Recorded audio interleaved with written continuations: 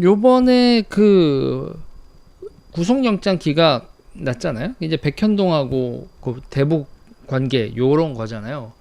홍익표는 그런 거랑 관계가 없었을까 하다가 제가 와우 하는 걸 발견했어요. 일단은 홍익표의 책인데요. 한반도를 넘어 유라시아로. 홍익표 교수님이었거든요. 홍익표 교수님께서 임종석을 대신해서 성동에서 국회의원을 하시면서 그때 이제 연구나 이런 거 쭉 무슨 연구, 교수 홍익표는 무슨 연구자였을까 하고 책을 찾아보다 보니까 한반도를 넘어 유라시아로 요런 책이 2014년 3월 6일에 등록된 요 책이 발견됩니다. 깜놀했어요. 그래서 이제 그래?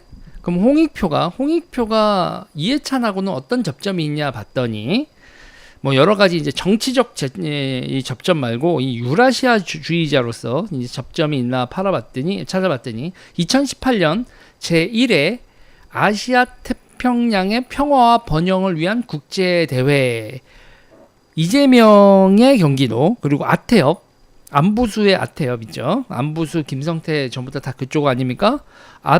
경기도와 아태협이 공동 주최했고 경기도 고양시에서 개최된 그 행사의 맨 오른쪽에 이화영 옆에 홍익표가 있더라고요. 자, 이해찬 당대표의 수석 대변인이었던 홍익표는 또 이렇게 되는 거죠. 자, 이렇게 돼 있습니다. 여기 보면 이화영 있죠. 이화영, 심상정 사이에 끼어 있는 게 홍익표예요. 와우. 당신들 다 이런 사람들이었구나. 다 이런 게 이제 당신들의 신념이고 이런 거였구나. 저는. 그래서 제가 이제 박근혜 정부 때도 계속 문제 삼고 있는 것 중에 하나가 도대체 박근혜 정부의 유라시아 이니셔티브 박근혜를 천안문 위에 올라가서 사열하게 만든 사람 누구야? 제가 계속 이러고 있죠. 자, 그리고 이해찬이 당대표 때 홍익표, 이재정이 대변인으로 이렇게 임명이 되고 그랬었습니다. 그리고 이 동북아 평화협회 여기에 평화경제 최고위 과정이란 게 있거든요. 요번에 사태를 일으킨 게 그러니까 북한하고 이재명 영장을 사태를 일으킨 그거의 중심에 동북아 여기 있잖아요. 동북아 평화교류 협회 뭐 이런 게 있잖아요. 여기서 여기 보면은 이제 찾아보다 보면 많이 나옵니다.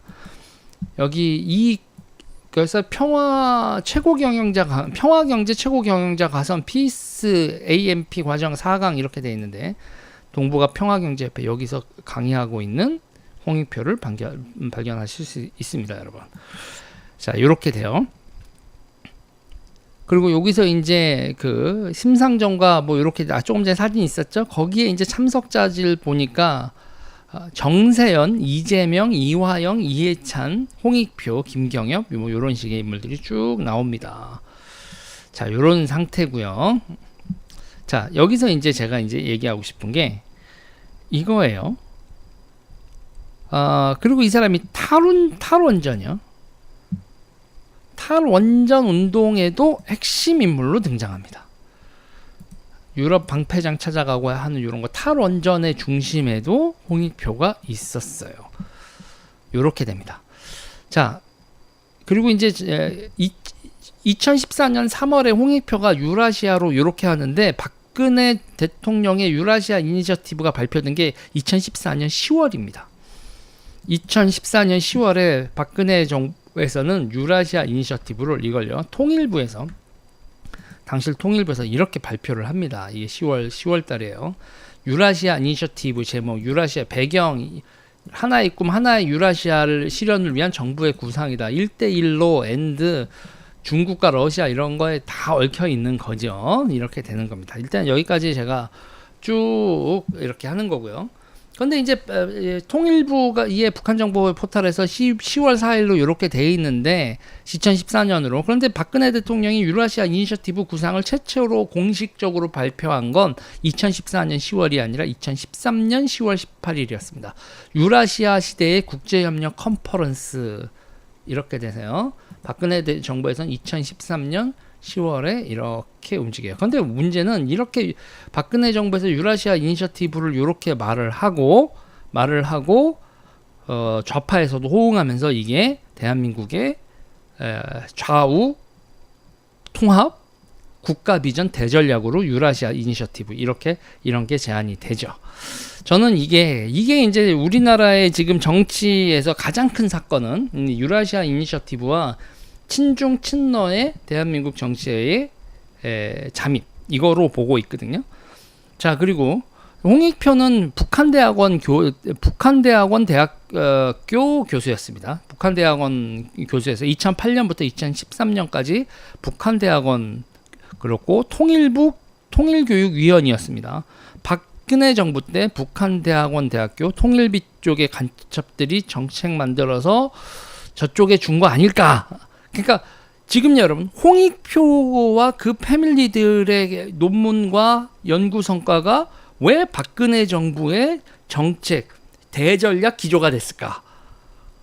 이거 여러분 지금 요번에 원내대표가 된 홍익표의 그 연구 논문과 그들 통일부에서 그 연구위원으로서 홍익표가 했을 때 연구서 보고서 그리고 그 패밀리들의 그게 왜 박근혜의 대전략이 됐을까?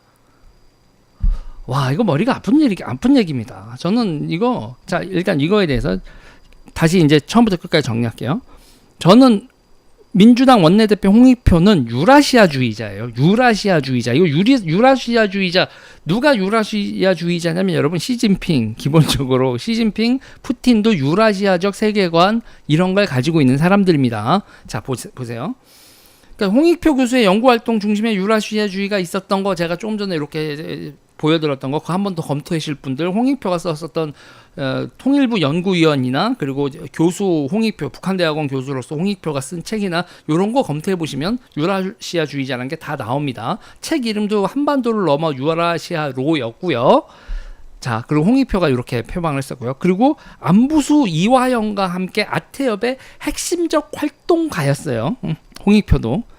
그러니까 아태협이 안부수 이화영만큼이나 홍익표도 그 이데올로고로서 백업을 하고 있었어요. 임종서에게 지역구를 물려받은 홍익표가 그런 활동을 했다는 거예요.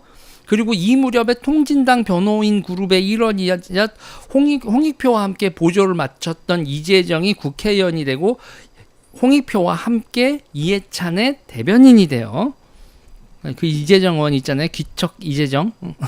귀여운 걸 뭐 보였으면 귀여운 게 아니라 귀여운 거예요. 그 이재정이 여러분.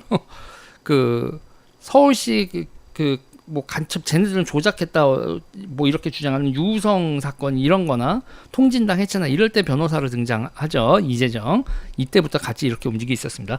제가 여러분 드루킹 사건 같은 경우도 제가 얘기하지만 시베리아의 힘이라는 왜 유럽 문제를 보면서 노드스트림 러시아와 독일을 연결하는 그 가스관인 노드스트림이 이 지금 전쟁이나 기타 등등의 핵이라고 남의 나라 얘기는 노드스트림 얘기를 하고 가스관 얘기를 하면서 왜 우리나라 정치를 둘러싸고 에너지 전환 포럼이라든지 드루킹 사건이라든지 이런 데에서 그리고 유라시아 이니셔티브라든지 문재인의 정책에서도 다 가스를 들여와서 우리나라의 에너지 근간을 만들었고 우리나라의 가스프롬을 만들려고 했었던 드루킹 이런 것들은 왜 그런 거는 우리가 얘기를 하지 않죠? 왜 노드스트림만 보이고 시베리아 힘은 보이지 않느냐는 얘기죠. 자, 이거 여러분 에너지 전환 포럼 제가 많이 얘기하죠. 에너지 전환 포럼이 지금 대한민국 정치에서 뭐 시민단체 내지는 무슨 포럼 이런 거에서 가장 막강한 정치 세력입니다. 가장 막강한 정치 세력이에요. 그들이 탈원전을 시도했고 뭐를 하고 했는데 그 에너지 전환 포럼의 사람들이 또다시 이 국민의힘 내부에서도 엄청나게 영향을 미치고 용산에서도 에너지 전환 포럼의 영향권 하에서 벌어진 에너지 전환 포럼이 가스 2차 전지 뭐 기타 등등에 있어서의 핵심적인 역할을 하는 곳 탈원전도 핵심적인 역할을 하는 곳인데 저기에 대해서도 사람들이 전부 다 뭐 그 얘기만 하죠. 거기 여시제 막 이런 얘기들만 하는데 에너지 전환 포럼 다들 신경을 잘 안 쓰시던데요. 신재생 에너지와 가스 중심 경제 그리고 탈원전? 이게 맞아요? 자, 대한민국 정치에 있어서 정치가 어떻게 돌아가고 있는지 다시 한번 보자. 이 유라시아주의자들 신재생 에너지 그리고 가스 중심 경제 2차 에너지, 2차 전지 이거 얘기하는 그룹이 얼마만큼 정치권에서 큰 영향력을 행사하는지도 우리가 체크를 해봐야 된다라는 거예요. 근데 물론 이런 얘기하면 정치인들도 못 알아들어요. 그래서 내가 얘네들은 뭘까 이러는데 여러분들이라도 이해를 해주시고 저한테 제보도 해주시고 하길 바랍니다. 저는 탄핵을 전후한 대한민국 정치에서 가장 중요한 키워드가요, 여러분, 유라시아주의라고 봐요. 이 유라시아주의, 친중 친러까지 돼 있는 이 유라시아주의, 박근혜 정부 때도 공표했었던 이 유라시아 이니셔티브로 공시가 됐었던 이 유라시아주의, 이거를 관철시켰던 세력들 도대체 누구고 좌우에 어떻게 박혀 있는지 우리가 계속 면밀히 봐야 된다고. 홍익표도 그 유라시아주의를 추진했었던 한 축 결정적인 핵심적인 역할을 했던 통일부 통일연구위원이자 아태협의 이사로 우리가 홍익표를 바라봐야 돼요. 박근혜 대통령이 천안문에서 사열을 받았죠. 의사결정 과정. 이거 제가 얘기할 때마다 다들 엄청나게 은폐하는데, 제가 왼쪽에 있을 때 VIK 물어봤을 때 그 싸움만큼이나 이 유라시아 이니셔티브가 뭐냐라고 물어봤을 때 이 오른쪽에서 싸게 되고 제가 적이 많아지고 있는데, 그렇다면 그게 더 뭔가가 진실이 있다, 저는 그렇게 봐요. 이 유라시아 이니셔티브 통일은 대박.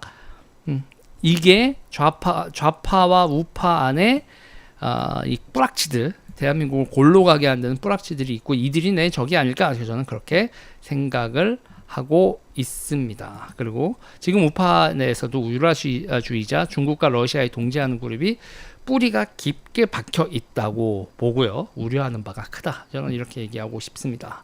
자, 혹시 궁금하신 분들은 홍익표가 쓴 한 번도를 넘어 유라시아로 요런 책이 있다라는 거 체크해 보시기 바랍니다. 일단 이 얘기는 여기까지 하겠습니다.